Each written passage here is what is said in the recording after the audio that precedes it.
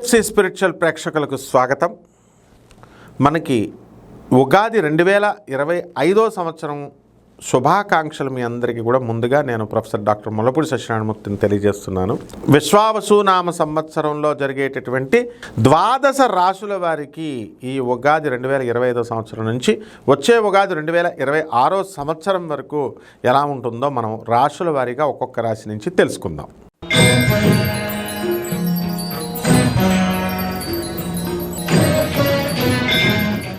ధనుస్సు రాశి. ఈ ధనుస్సు రాశి వారికి విశ్వావసు నామ సంవత్సరంలో ఆదాయము 5, వ్యయం 5గా ఉంది. అలాగే రాజ్యపూజ్యము 1, అవమానం 5గా ఉంది. కాబట్టి అవమానం పాళ్ళు ఎక్కువగా ఉంది. వృత్తి వ్యాపార ఉద్యోగ విషయాల్లో బ్రహ్మాండంగా ఉంది. మరి ఈ ధనుస్సు రాశి వారికి అందరికీ కూడా సప్తమంలో ఉన్నటువంటి గురుగ్రహ ప్రభావం వలన మీకు అనేకమైనటువంటి శుభకార్యాలు జరగడానికి అవకాశాలు ఉంటాయి. ఎవరికైతే పెళ్ళిళ్ళు లేవో ఇమ్మీడియట్ ఆడపిల్లలకి పెళ్ళిళ్ళు టపా అని కుదిరిపోవడం, పెళ్ళిళ్ళు అయిపోవడం అనేటటువంటివి జరుగుతాయి.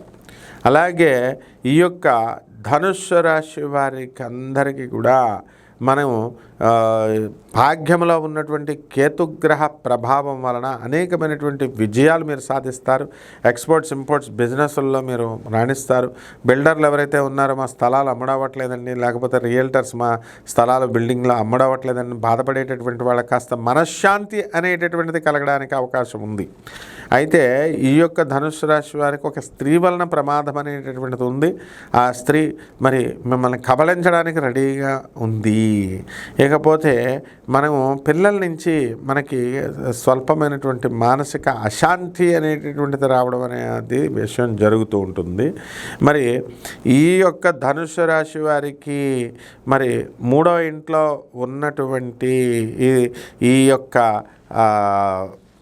శని మనకి మార్చి 29, 2025 సంవత్సరంతో 4వ ఇంట్లోకి వెళ్ళిపోవడం, 4వ ఇంట్లో ఉన్నటువంటి రాహు మరి మే 20 దాటిన తర్వాత 2025 సంవత్సరంలో మనకి కుంభరాశిలోకి రావడం అనేటటువంటిది జరుగుతుంది. కాబట్టి చక్కగా మెస్మరిజం పవర్ పెరుగుతుంది, వ్యాపారాల్లో రాణింపు పెరుగుతుంది, బ్రహ్మాండంగా సాధిస్తారు. రైతులు అద్భుతమైనటువంటి వ్యాపారాలు మీరు చేయడం అనేటటువంటి జరుగుతాయి.